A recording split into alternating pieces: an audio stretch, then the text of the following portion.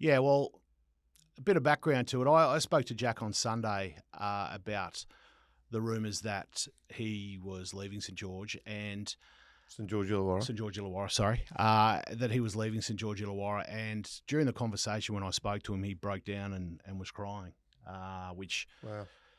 to have a first grade tough guy, the toughest guy I know, and, went through a lot of issues himself to be having to go off the conversation with myself to gather himself for a couple of minutes, I was taken back. And I think the point is about Jack is he's a 15-year player for the club, has only played for the one club, was on very little money last year, like $300,000 this year, which is a lot of money, I get, but it's not a lot of money for a rugby league player. Not in salary cap terms, no. No. And not for a player who's a former Origin player either. Yeah.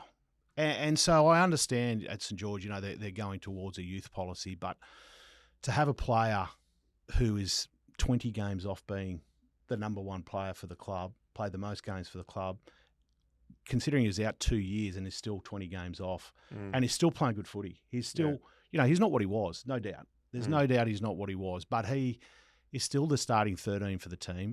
Yeah, I mean, what Jack said to me was that he was called in last Friday, and the Dragons have said this, right? So I'm not speaking out of school by saying this. This was part of their release last night, but he was called in last Friday with Ben Horan and Flanagan and told that there was no contract for him moving forward. And, as a 15-year club player, he was pretty shocked by it. He said he was kind of noise and he didn't really understand what was going on and kind of just sat there thinking it was all over. And part of the reason why I think it's come out yesterday was because when he went outside the dressing room, there was some young guy. I went outside the office. There were some young guys there who saw him crying and kind of was like, "What the hell's going on here?" And so anyway, that's the world of rugby league, I guess, and professional rugby league these days.